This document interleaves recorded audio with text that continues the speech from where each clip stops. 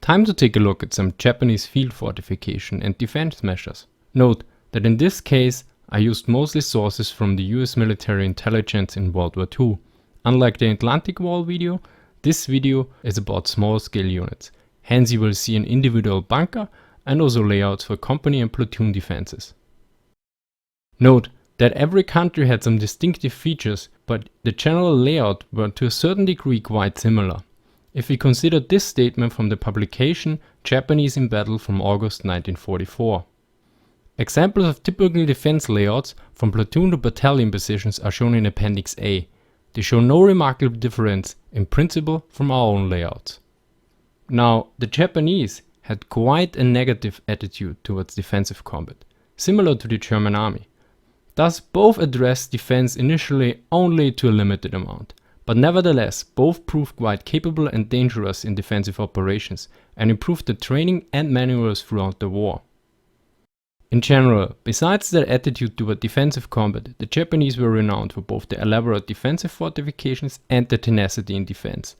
One area they were clearly lacking though, which was mines. So let's take a closer look at these topics. The Japanese constructed their bunkers usually from logs and earth. The logs were interwoven and strongly attached to each other. To strengthen the roof of bunkers against indirect fire, they used alternating layers of logs and earth. This provided excellent protection and usually gave full protection against mortar and light artillery fire.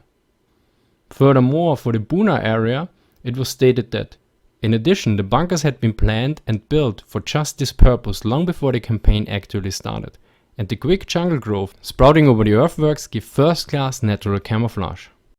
The tenacity and fanatism of Japanese troops in World War II is well known, and Field Marshal Slim wrote about the individual Japanese soldier the following.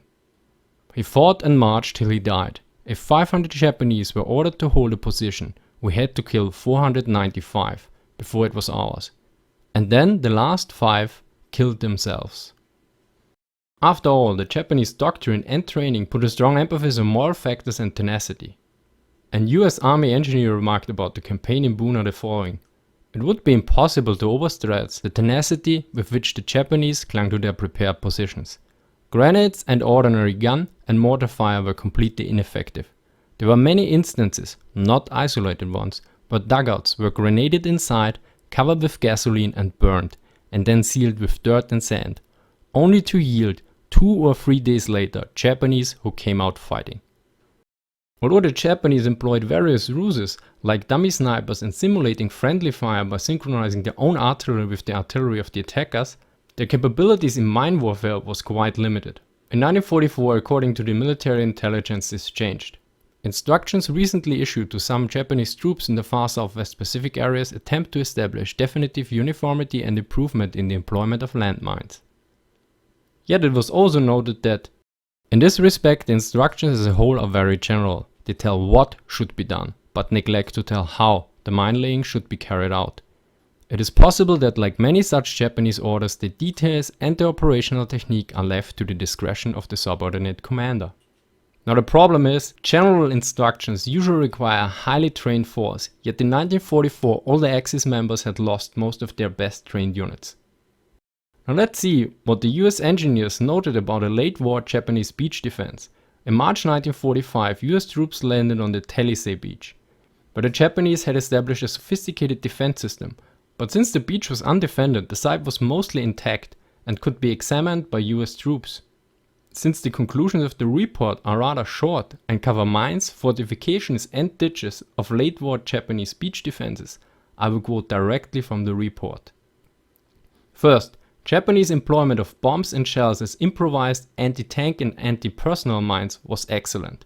Their effectiveness was limited only by poor concealment, failure to arm some shells, and failure to cover them with fire. The 75mm shells used would have been particularly effective against personnel if they had been properly concealed. Second, the anti-tank ditches were adequate to stop our medium tank.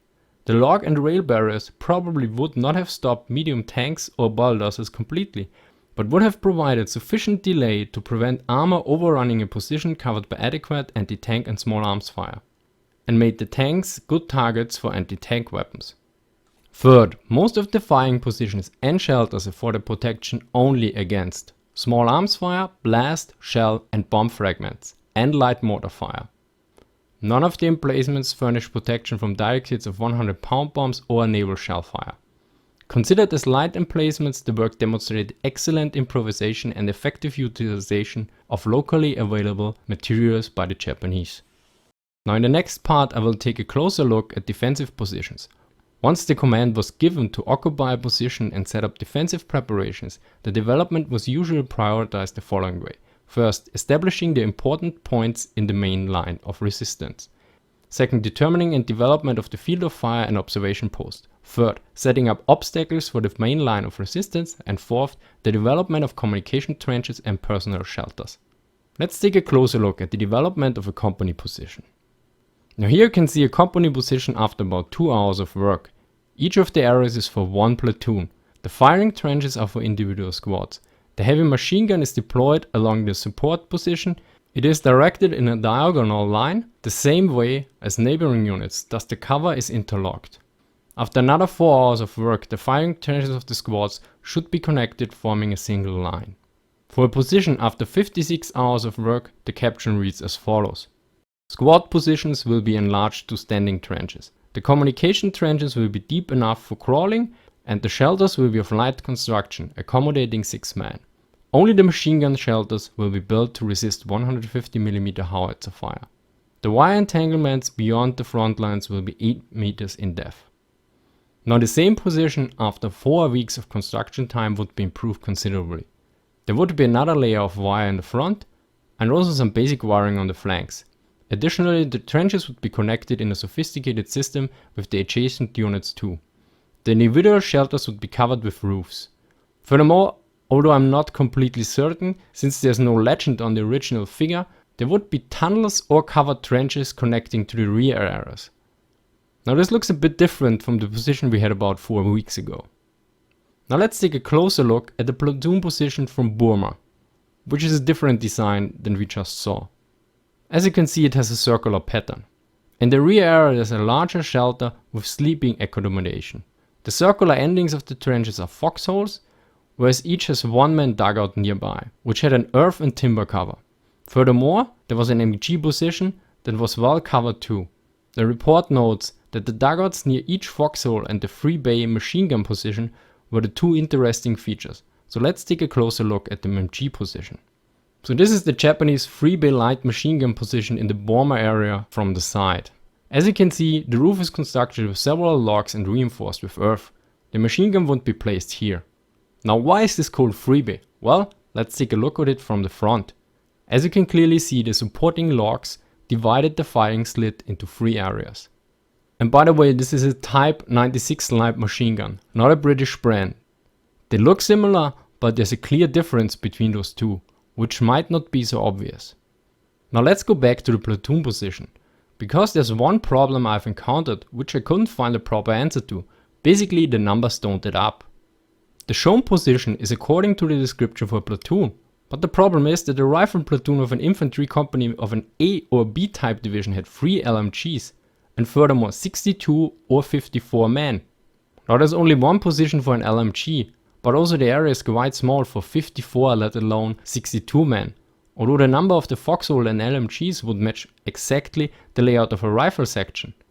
But I doubt such an error would occur, especially since this layout was reprinted in 2 different military intelligence publications.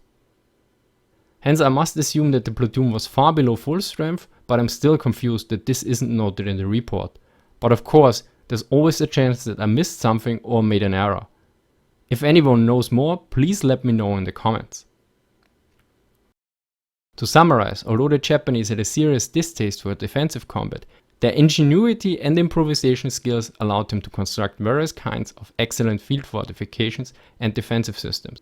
Although their ability to lay sophisticated minefields was limited for most of the war, the Japanese army took actions to counter this problem and probably would have reached similar capabilities as other forces.